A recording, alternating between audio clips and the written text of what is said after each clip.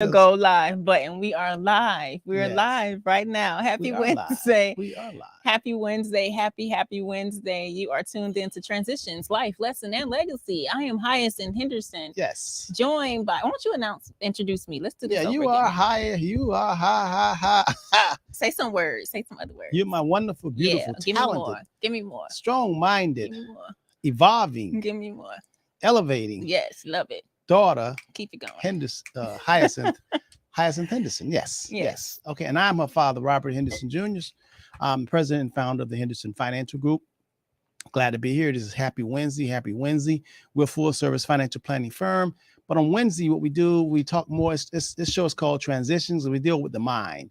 What are you thinking? Why are you doing that? Why are you acting like that? You know, what happened to you? You know, are you suffering from anxiety? Are you stuck in the past? Are you just stuck in quicksand? You can't move, or you don't know why you keep spending your money. Why you spending every dime you get and buying all that stuff that change and fade away?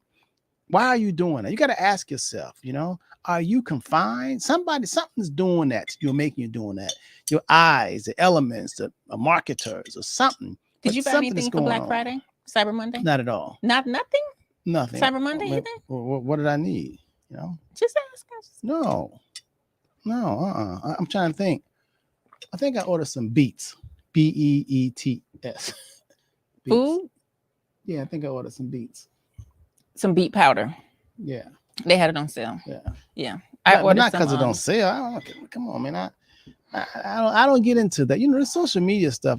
That's what I'm talking about right there. I mean, but are you unwittingly, unknowing? But if it's something slave? you needed, so for example, I make my own food primarily now, right? And I said, you know what, girl, you can go get your gluten-free organic oats on Cyber Monday on sale. So that was an influence. I'm always gonna need those, so I bought them on sale. Cyber Monday, but you'd have bought them anyway if it was Tuesday, Wednesday, right? But I wanted to get that discount. Yeah, was it really a discount? It was for me. Oh, how about your grandmother? Thank God.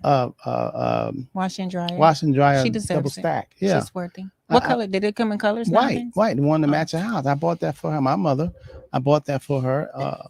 Is it Friday? Yeah, last Friday. Good for you. Yeah, and matter of fact, it should be delivered this Friday. This Friday. Now, did you save a certain percentage? Did it tell you how much you saved? I just needed it. I compared prices, you know, and then I just saw the good one and good price, and I said that one. And I bought. I tried to buy it straight from Whirlpool, but they said we're going to get here until December 30th. So I found another location with the same Whirlpool wash and dryer stack, and it'll be here Friday. Good. So okay, listen. So more good sun points for you. More good sun points. Well, I have an awful lot of good sun points. You never have too much. As a matter of fact, on the way to the office, I stopped by Publix and picked up her medication. She said, "Can you do that?" And I ran in there, and I was in an audio of Zoom. It was a webinar basically, and I had it on. And I went in there and I dropped the medicine. I said, "Gotta go, Mom. I'll talk to you later." And yeah, how'd that make you feel? How'd it make me feel?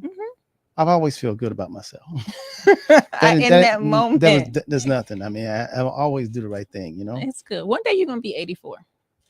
94. 90, but she's 84. One day you're gonna be 84, and you're gonna need somebody to help you out too. Still ride my bike. Yeah, I think so too. I saw a video of an 80-year-old, and she was getting it. She didn't look. I was like, ooh, yeah, life choices. You know, mental, how you feel. Yeah, you know? Your life choices. Today's topic is what we're talking about, because you're gonna go on. We got limited time because we started really late. And you just giddy. I don't know if it's a celery juice or something, but you pretty high on celery juice, huh? Last time you said it was a papaya. That too. You're a juicer. It's not just me.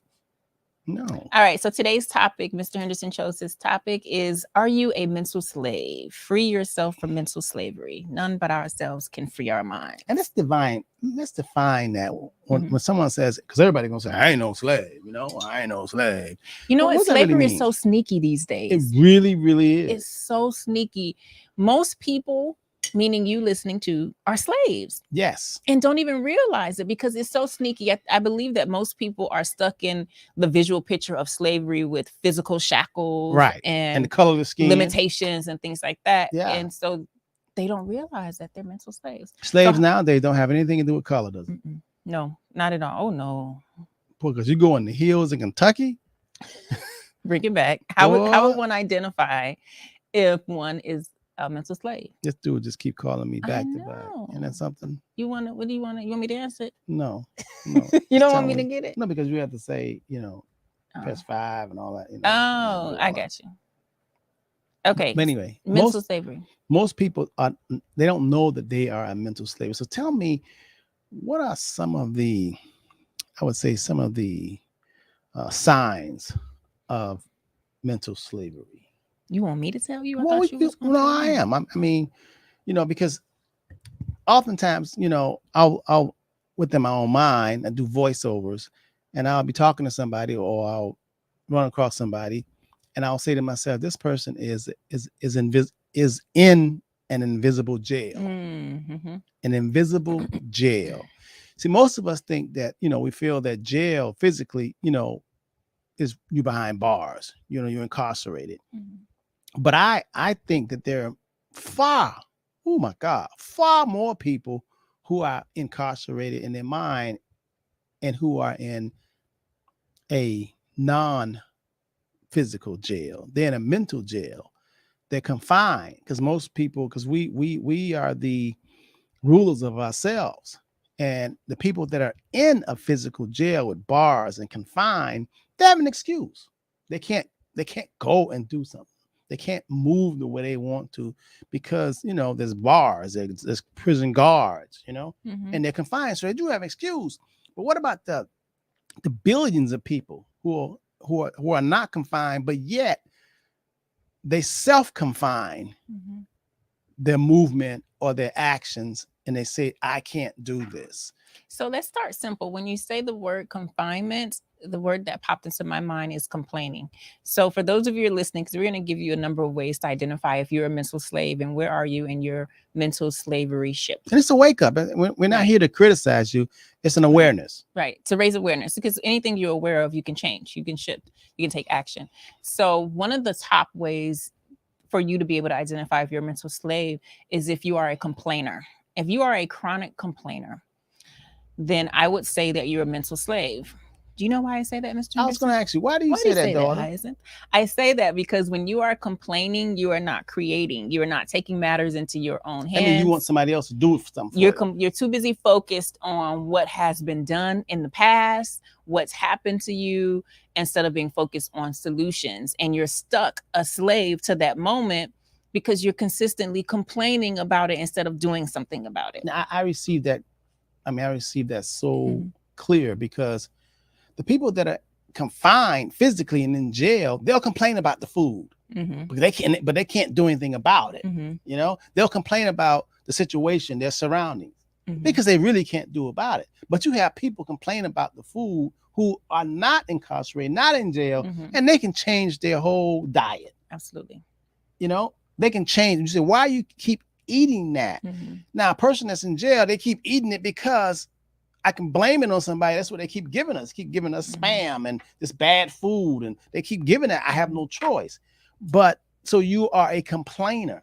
It's a key indicator that you are a mental slave, right? Because you are complaining instead of, and I said this before, you're complaining instead of creating. You don't realize that you have the power. When you're empowered, you don't take the time to complain. You're like, I don't have any time to be talking about that. I need to be talking about and actually doing something to make a difference. I don't need to stay stuck in the space of complaining. So one of the ways for you to identify if you're a mental slave is if you're a complainer. Another way to identify if you're a mental slave is if you don't have any money. Let's go there. If you don't have, if your bank account is not bank accounting. Yeah, because your choices have been really bad. And it's almost like somebody making you, and really, you have the power on how you're going to spend your money. And some people spend their money on some things and stuff that fade away, and they wind up and they don't have the money to do what they ought to do. And oftentimes people will say, well, this is the job I've been at. This is, how my parents did it. What can I do? I can't get a raise. I'm a convicted felon. I'm all these things. They'll come up with all these things. If you pay attention, those are also complaints. So you're complaining instead of realizing that I don't have any money because I have not done something different. I don't care how you put it. I don't care what story you want to tell me. If you don't have any money, it's because of something that you have done. It's because of something that you have done, especially now in these days where information is literally at your fingertips. Most of you all are listening to this or watching this on either Facebook or YouTube. You're watching this. You could be watching other educational information. The stuff that we share here with you on transitions is always educational to empower you and advance you to the next level. Oftentimes, people invest their time in watching things and engaging in things that do not elevate them. So when it comes down to it, when you're still poor, right, passing over opportunities repeatedly and you don't have any money, then when it comes down to it, it's what are you engaging in? Who can you blame?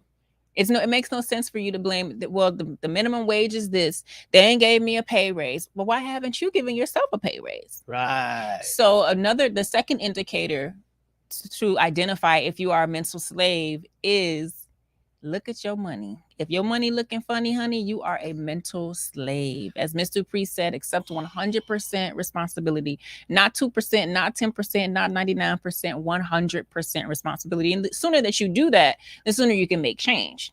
Yes. Because you're like, wait a minute, I'm responsible for this. I can make new decisions. I can take new action. But if you stay in that state of complaining, then you're still a slave to someone else. What they're going to give you. Right. My boss ain't giving you a raise. Okay, you waiting on your boss to give you a raise, you're a slave. Right. And a slave doesn't, the money part comes in with slavery is because money relates to service. If you want money, you have to serve people and give people what they want and be an asset and help people provide value. You want to be able to do that. If you are a physical slave and you're in jail, you got an excuse because there again, you're physically confined, there's bars, and you got 1 million people in prison. They really do have an excuse that they cannot get out and service and help and provide value to people. But what about the billions of people? I mean, there's 8 billion people on the planet. 7 billion people are not really prospering. And it's because they are in what we call an invisible jail.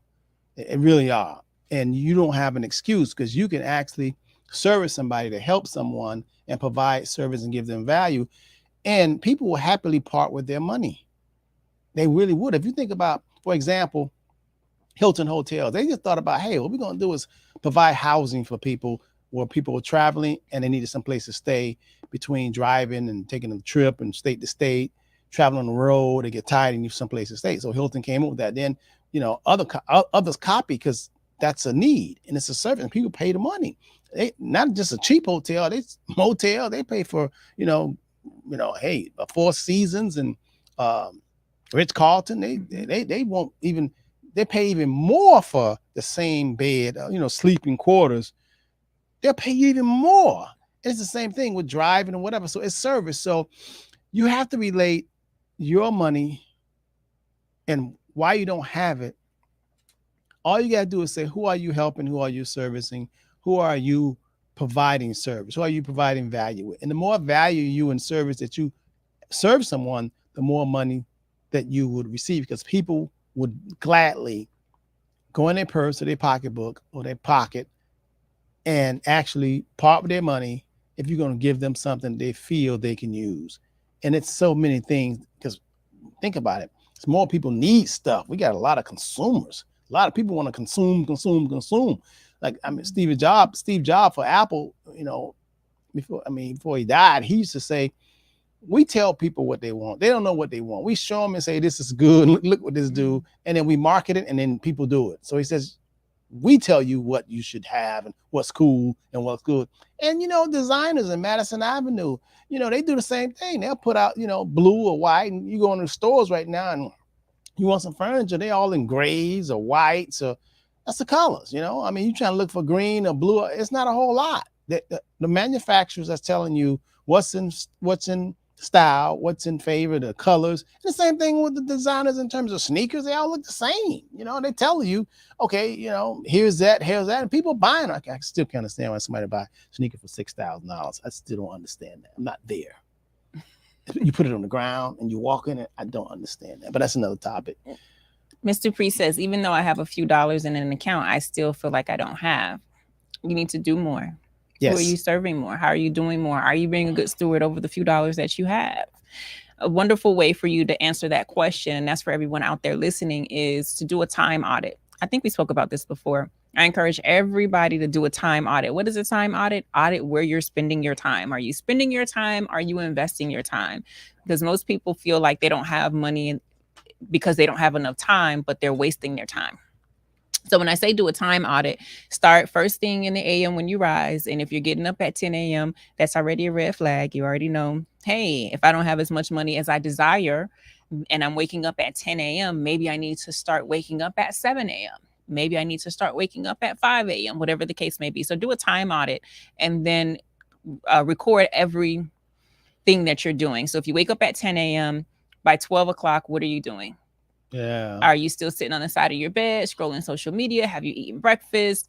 Have you read? Have you educated yourself? Have you given back? What have you done? So it has doing a time audit. I recommend that to everybody. When you start looking at like my money is looking funny. Where are you spending your time? And change. It's going to tell you.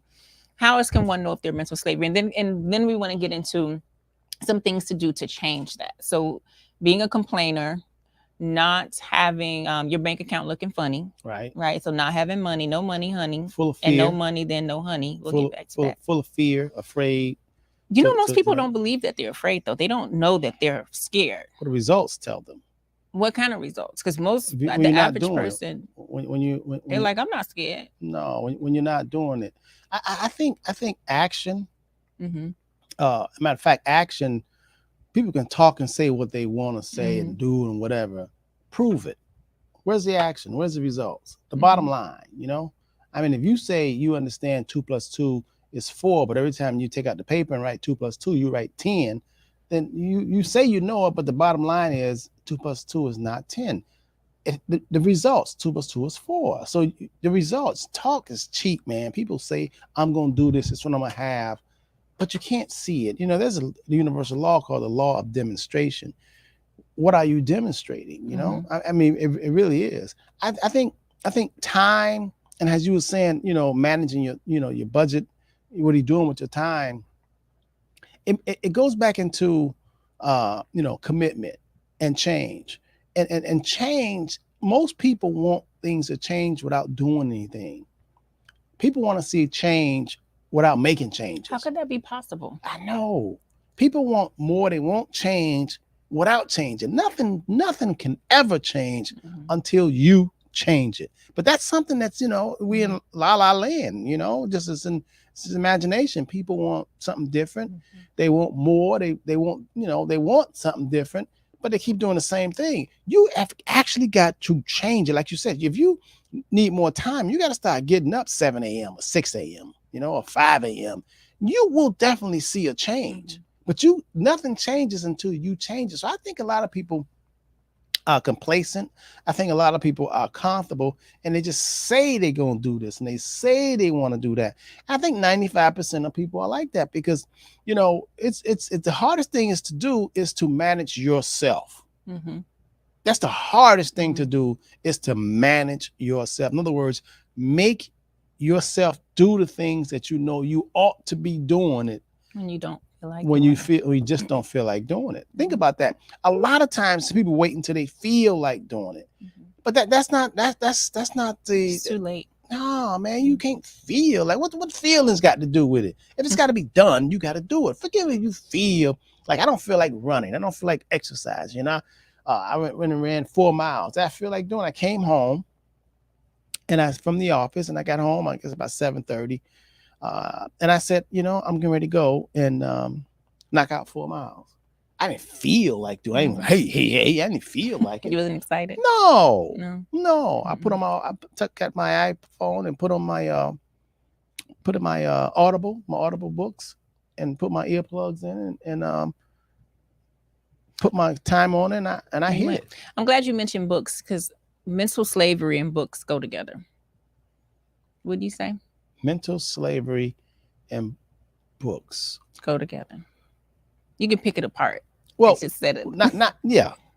But not just books. Communication, reading, learning, educating yourself. Right. continuously growing Right. is a key to you breaking free mentally. Right, because you have to get new information. Right. And you can literally tell the people that someone is hanging around, if they're reading books, if they aren't reading books, by their vocabulary, by the things that they say, by their topics of conversation.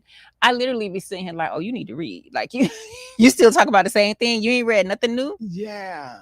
And so let's talk about that, because oftentimes people feel like once they finish formal schooling, whether it's high school or college or whatever it is, or maybe some forced continuing education that they need to take, they look at it as an achievement that they don't have to study anymore, that they don't have to read anymore. And if you find yourself not consistently studying and learning and reading and listening to books or reading books or doing things that are educational, would you say that that person is a mental slave?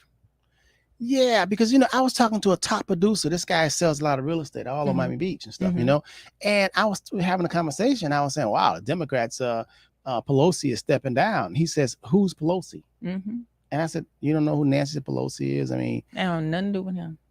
He said, no, he'll never know. And then I asked him, about the governor of Florida. He didn't know the guy named was DeSantis.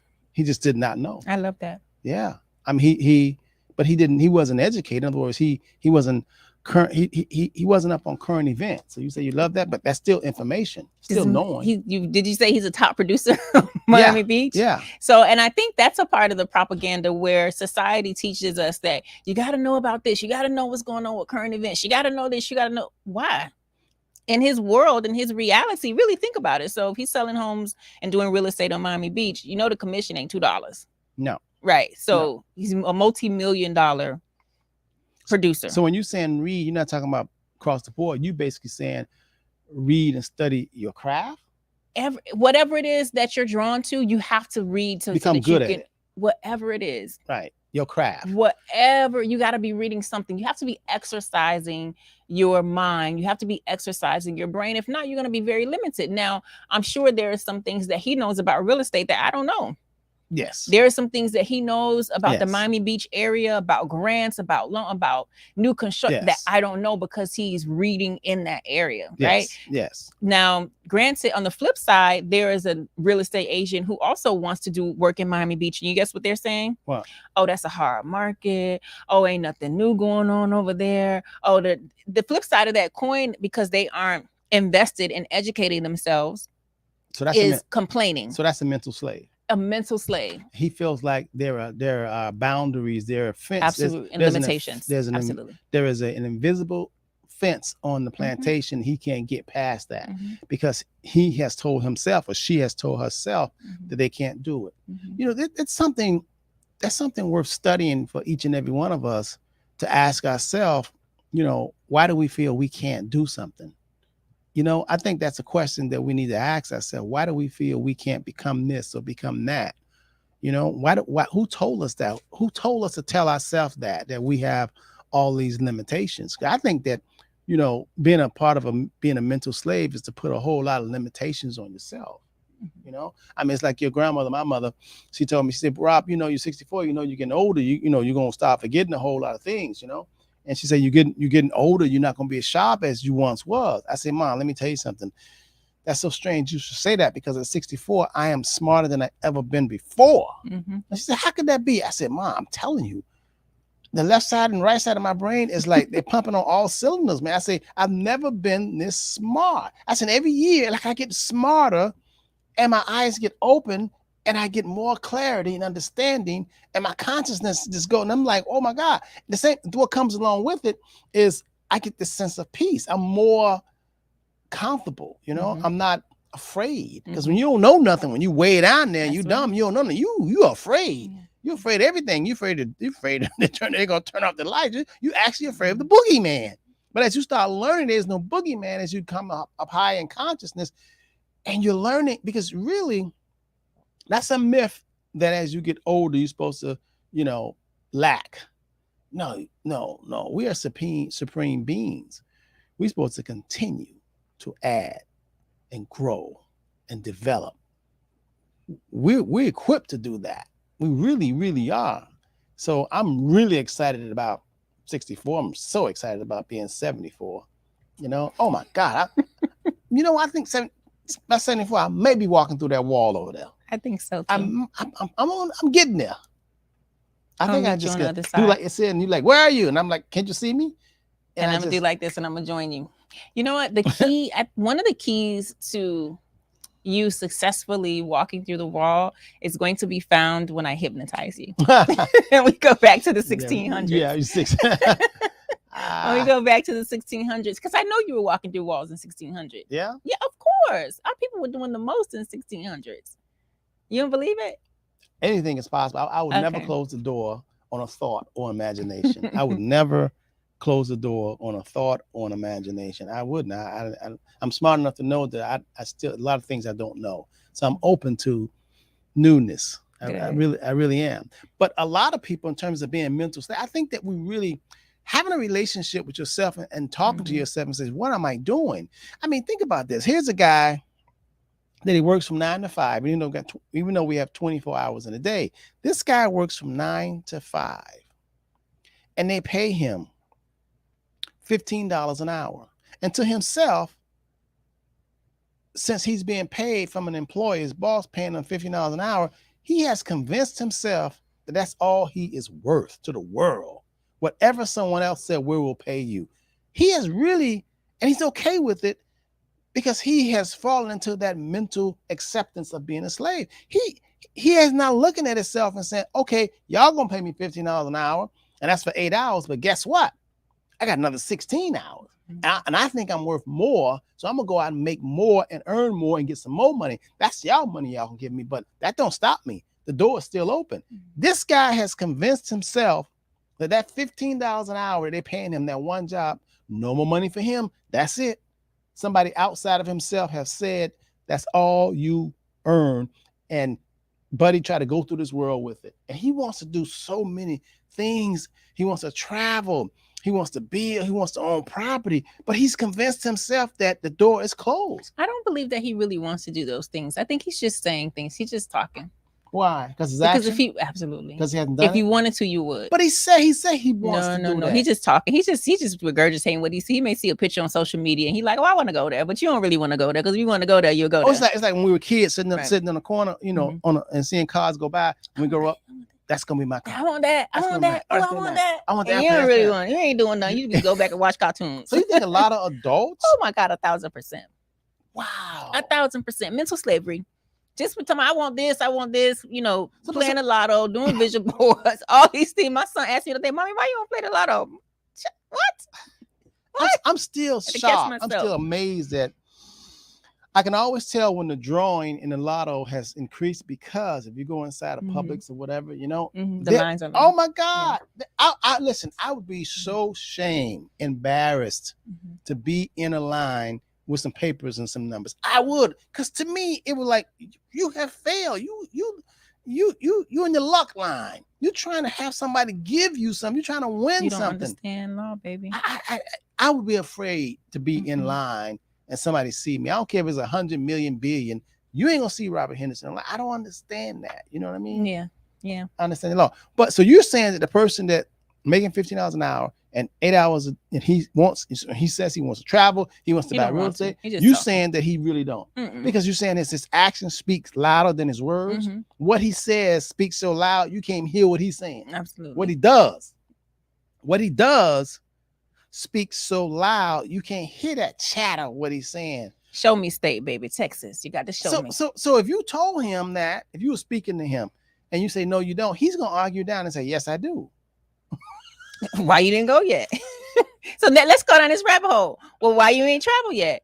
Because I don't have enough money. Why you don't have enough money? Because I made $15 an hour. Why you only made $15 an hour? Because they only pay me $15 an hour. Why are you still working where they only pay you $15 an hour? Well, because I haven't applied for a new job. Why haven't you applied for a new job? So we're gonna go all the way down. Like, we got time today.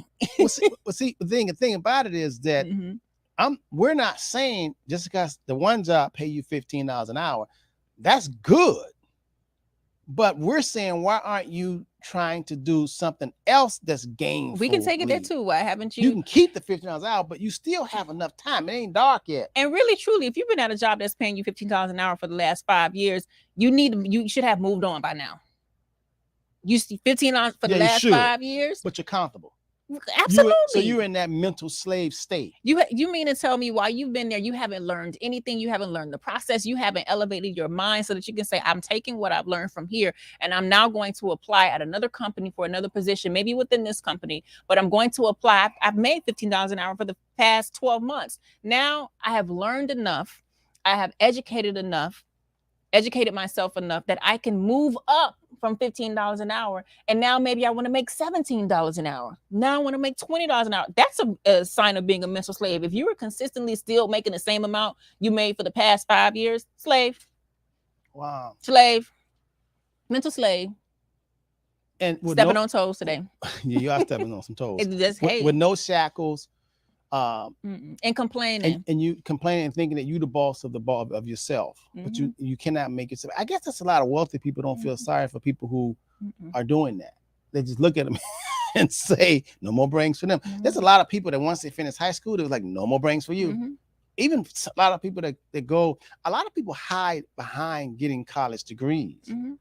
And once they get college degrees, they have this piece of paper and they're like, please, can you give me a job? And they get a lot of student debt. And they're still not aligned along creating. Listen, if you want more money, you got to find out and be able to help people with problems and come up with solutions. People will pay you if you can help them. If you can help them to have a better life. I don't care if it's a travel agent. I don't care if it's, designing a new brush or some makeup or something that, that's going to make them feel better or feel that they need. And there is no shortage of new stuff. Every day, people are coming up with stuff to make you feel that you need or you want. Most people buy things what they want, not so much that they need. They want that. You know what I mean? They'll see it. So if you want more money, all you gotta do is get on that track, on that ram of creating and introducing. And if you don't want to create and introduce, you can provide something, provide a service. People need a ride. That's how Uber even came into existence. Even Airbnb, people say people need this, I mean, think about it. A key component to releasing yourself from being a mental slave, from freeing yourself, is really taking back your mind. Everything starts in the mind. And I know that a lot of people don't realize the power of your mind, because if you realize the power of your mind, you would be more intentional about what you allow into your mind. You'd be more intentional about the conversations that you have. You'll be more intentional about what you watch, what you do, what you say. You'd be more intentional about that. So if you're listening and you're like, dang, they don't step on some toes. I meant to step on your toes today because we don't have time to sugarcoat stuff. However, don't just take the bruise by me stepping on your toe and go on cursing me because I stepped on your toe. Say she stepped on my toe, but let me look a little deeper here. Mental slavery. Let's start by asking yourself, do you really have full control of your mind? And a great way to assess if you have full control over your mind is to look at the decisions that you make and the choices that you do not take. Look at the decisions that you make and the choices that you do not take. This ties back into the fear that Mr. Henderson was talking about. Most people don't take choices. Like, you have two choices. You can choose to go over here, but you won't take it because you're afraid. And if you're allowing fear to drive your car on this journey of life, then you're not really in complete control of your mind, because I believe fear is natural. It's going to come up. It's an emotion that says, oh, wait, we've never been here before. But if you're not in control of your mind, you will allow that emotion that comes up and says, oh, wait, I'm afraid because I've never been here before. You will allow that to take over. And so this is where your mind comes back into play. Like, hold on, I've never been here before. However, just because I've never been here before doesn't mean I can't go there now. So when we talk about mental slavery, we started off kind of giving you some examples so that you can identify, but I really want to give you some meat and potatoes so that you can understand, what do I need to do? The first thing is going to be taking control of your mind. What are you watching? What are you listening to? What are you eating? Eating your food plays a huge role in your mental clarity. Your food plays a huge role in how you feel about yourself. I remember when I used to, before I stopped eating sugar, processed sugars and unnatural sugars, unnatural sweeteners, I used to keep jelly beans in my drawer in my room. Yeah, I saw it. In my drawer? Yeah. In my room? Yeah. Okay. I used to keep jelly beans. No, not at the office, but at home in my closet. Oh. And I did that because my children would eat all my jelly beans and I love jelly beans. And so sometimes I would be reading or in bed or whatever, and I'd be like, let me go get me 3 jelly beans. I'm gonna just go get 3 jelly beans because I don't need a lot of jelly beans. I just want something sweet. And I would get up and go get 3 jelly beans, and I would come back and I would take my time and eat the 3 jelly beans. And guess what would happen? What? I would get up again and go get me 3 more jelly beans. Oh, wow. And I would get up again and go get me 3 more jelly beans. Wow. And I finally was like, wait a minute. So as I started educating and researching and understanding the role of sugar, processed sugars, it really acts as, it's as powerful as crack. Wow. On the mind.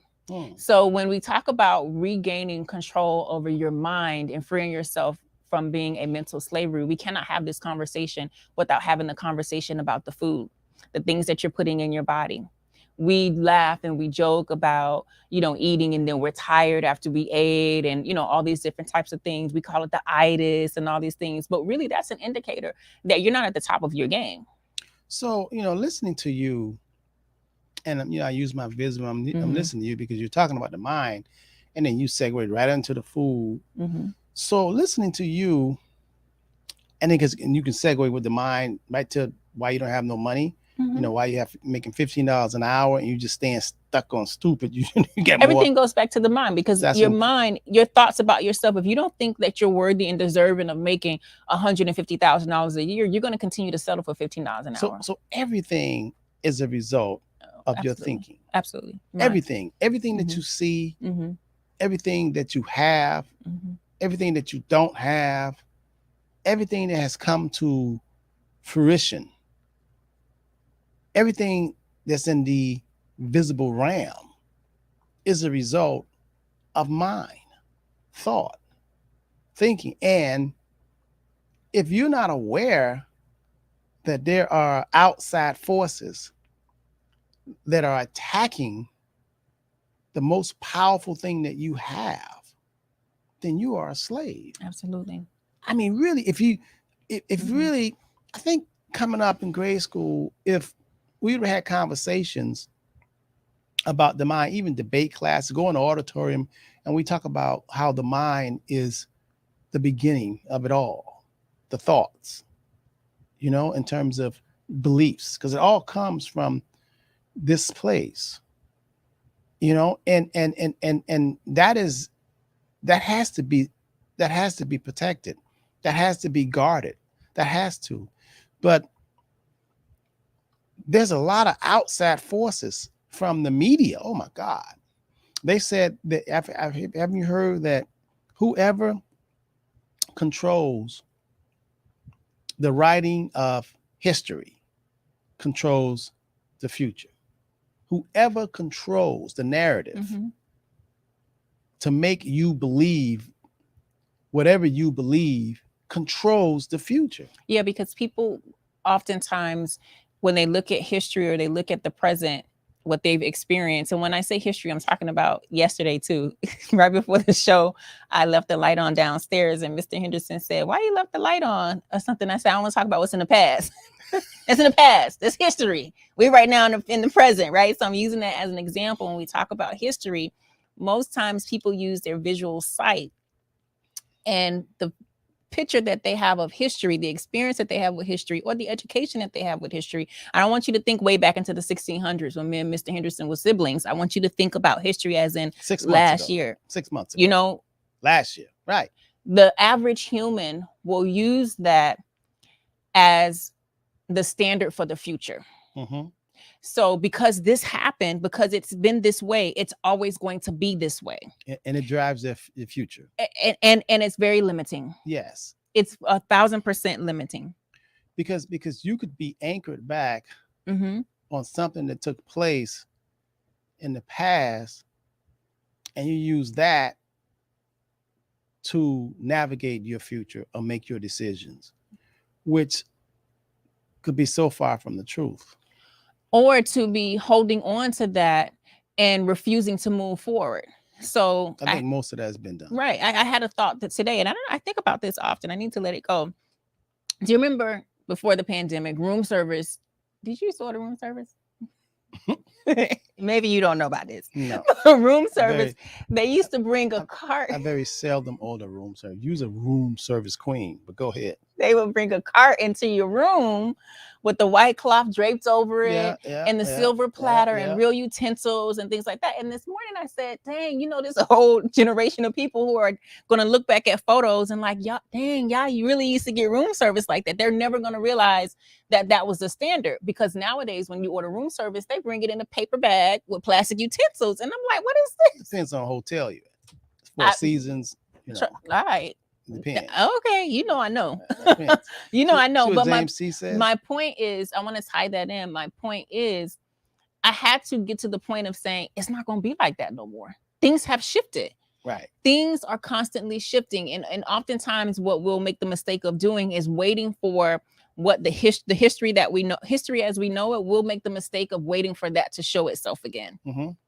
And so we refuse to move forward. We're arguing with the room. So bring me up some real utensils. Why you getting? I don't eat off no paper plates. Like, you know what I mean? Instead of moving forward, and you don't have to use a room service example. You can use anything in life as it relates to your life. Where is it a space where you're leaning on history so much so that you're allowing the history as you know it to determine and dictate your future? Yeah, like the little boy who well, not a little boy anymore, but the man, when he was 10 years old, he almost drowned. So he stopped trying to learn how to swim. So now he's 65 years old and he doesn't know how to swim. And you ask him why, he said, because when he was 10 years old, he almost drowned. So he's anchored back when he was 10 years old, all those years, and he's 65 years old now. He didn't know how to swim because he didn't get back on the horse. And you know what I mean? That incident just frightened him, where he says, no more for this. So there's a lot of people that are anchored back. Today, if you're just joining us, we're talking about, ask yourself, are you a mental slave? And we're kind of bouncing around, giving you some indicators. It's a private conversation that you can ask yourself. You don't have to tell anybody, but yourself. Are you a mental slave? Slave meaning that you have confined yourself. You don't believe that you can do it. You've convinced yourself. And remember now, you are the kings and queens of yourself. You got to be able to rule yourself before you rule over any other thing outside of you. Say that again. You got to be able to rule yourself before you can rule anything outside of you. First, you have to do that. And a lot of people are playing dress up, they playing grown up, they playing ruler, but you look at them and you can tell that they're not really rulers because they can't even rule themselves. You can't police yourself. You know what I mean? I mean, we have a lot of that. We can look at that, you know, we can look at a police officer who's done the wrong thing and he's a police officer and he's not even doing the right thing. So we have examples all around us of people not getting it right, so to speak, you know?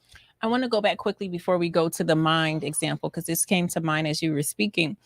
For those of you who are listening, I want you to get a visual of a conveyor belt in a factory.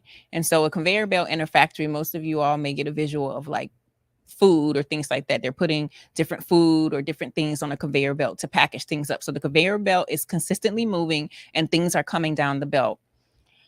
Picture your mind as, in my mind, I see the conveyor belt and I see little babies on the belt.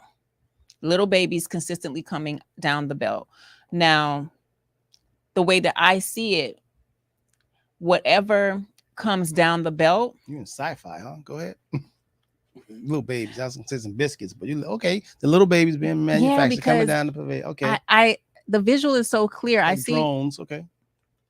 What else do you see? Since you see what I see, you see drones or what else? I'm looking at them little babies coming down that conveyor, and I'm like, they're manufacturing. We must be in the future. Wherever the time is about. Don't do this. Okay. All right. So So I see the babies coming down the conveyor belt, and as I see the babies in the conveyor belt as a part of my mind, it then becomes my job to raise the baby up. So the babies are thoughts.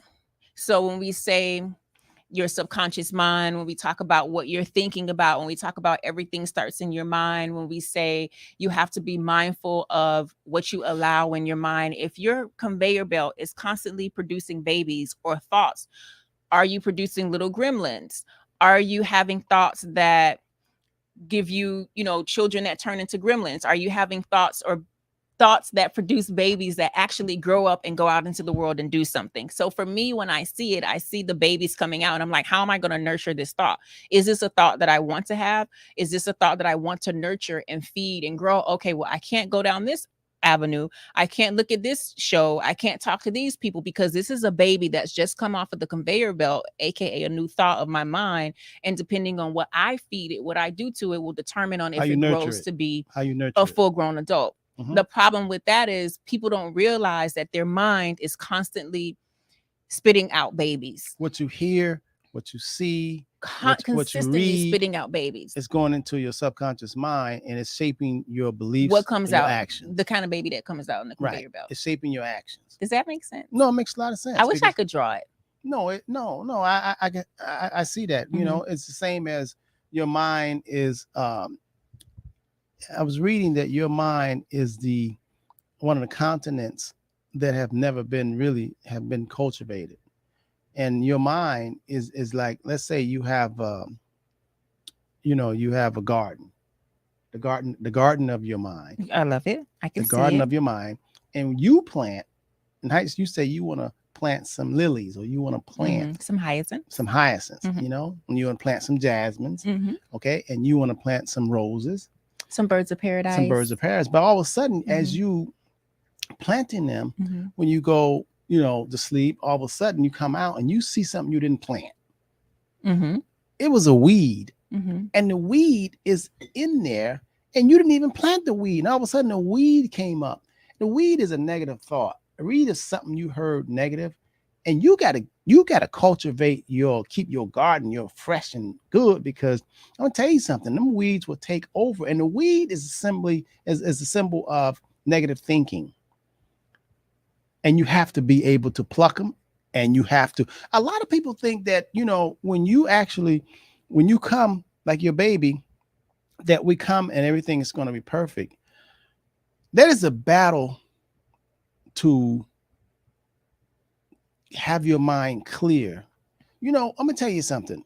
We at the Henderson Financial Group, all of us, Hyacinth, myself, everybody at the Henderson Financial Group, we're constantly mining our field. We're constantly removing things that don't work. And you, listeners, viewers, you have to do this. We all have to do this. And it goes back to the baby, what you're saying.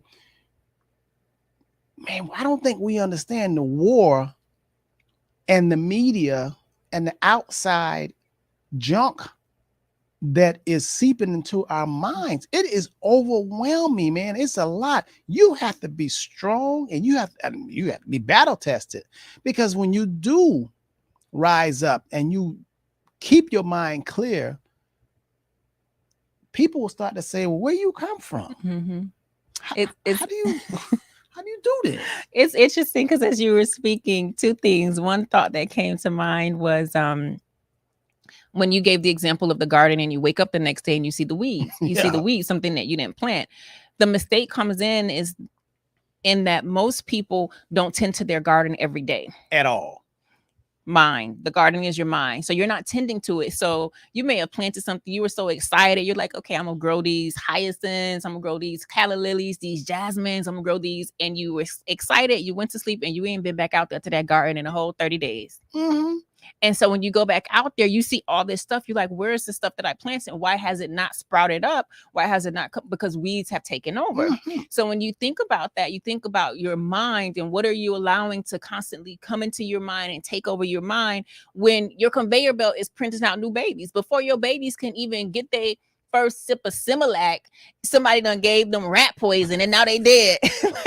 I was trying not to get graphic. That's why the first time I was kind of stuttering. But I had all these gory visuals in my head. Anyway, bring it back, Hyacinth. So thinking about that, let me give you an example. By now, y'all know my granny is like one of my favorite people who I love so much, favorite people on earth. The other day, I was having a conversation with her, and we were just having a nice conversation. And she's like, yeah, kids killing their parents. My mother said that? Yo, kids killing their parents. I said, no, that's not my reality. Oh, okay, you can be asleep all you want to. I say, I don't know anybody personally whose children have killed their parents. You need to start watching that news. Like, you really need to start watching the news. So in that example, my granny, who I love so much, one of my favorite people on the planet, I had to tell her, I can't talk about this with you. I cannot say, really? What happened? What? Tell me. I couldn't go down that rabbit hole. And that's an example of tending to your garden and plucking the weeds, right? So go back to Mr. Henderson's example. When are you allowing weeds to pop up? And they could be so subtle from a sweet old lady. You know, kids killing their parents. Now I'm thinking about that. Now I'm sleeping with a door lock. I remember, you know, you made me think about something. I remember I owned a lot that was on a corner, a corner lot. And it was a nice lot. And, I was sending, the guy by to cut the lot, and it was a corner. It didn't have no fence on it at all. And I rarely went by there. It had been probably not just, probably, I don't know, months and months and months. All of a sudden, I got something in the mail that said they were going to fine me. Fine me for trash being on my lot. And I said, what are they talking about? And I went by that lot and I seen mattresses, old tires.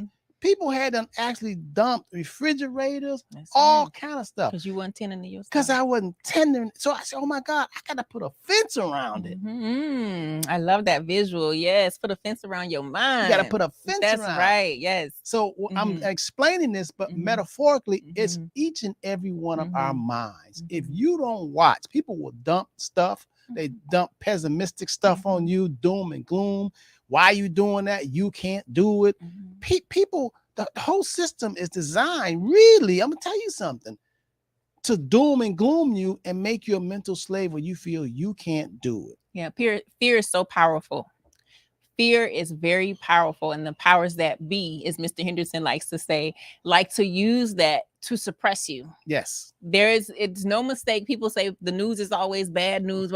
That's by design. No, it's not a mistake. They use that because they know that fear is paralyzing and it keeps you in the place of, can somebody save me? Who gonna help me? What they gonna do? This, right? And so if you're that way, you aren't creating, you aren't doing more. You aren't being a contributor to society. You're just waiting. You're in victim mode instead of victor mode. Oh man, this is getting so good. So you started late, and I got 6 minutes before I got a call coming. So you just cut me off. I mean, I have to. I mean, 6 minutes. I mean, 6 minutes. We always got to read what James T said. Faith, what you believe determines your actions. My actions show my faith. That's true. Absolutely. Mr. Priest says the acceptance of the beliefs and myths of others add to your mental slavery. 1000%. So if you see somebody who broke down, mental slave. Actions. No, and about to be a real slave, you ain't got no money. Yeah. If you don't have no, you about to be sit tight, strap on your seatbelt. Do you see how they treat the homeless people? Don't get me started on that. That hurts my heart. America, the land of milk and honey, and people bragging about, I got this, I got that, I got gold chain, I got this and that. And you see the people, your neighbors, your fellow man. Oh my God, I mean, did you see that? Yeah. Anyway, that's another story. That's another time. But listen, we got to go. And you got to go. You got 5 minutes before I got to take a call. So today's Wednesday. You've been tuned in, tapped into Transitions, Life, Lesson, and Legacy. I am Hyacinth Henderson. He is Robert Henderson Jr., founder, president of the Henderson Financial Group. On Saturday in the AM, the programming kicks off with the Understanding Money Show at 9 a.m. It is followed at 10:15 by the Understanding Money Part 2 show. And then we'll be back next Wednesday. And for those of you who have friends, family, loved ones, those of y'all who at work and can't be watching Facebook while you're at work because they got the Wi-Fi rigged up, we are on YouTube now. Yes, so YouTube at the Henderson Financial Group. You may see a couple Henderson Financial Groups come up, but y'all find us. Y'all know how we look. The Henderson Financial Group. And also my YouTube is Hyacinth Henderson. All right, until next time. Peace, love. And so have a wonderful, wonderful the Soul Train still come on? I don't know, probably YouTube.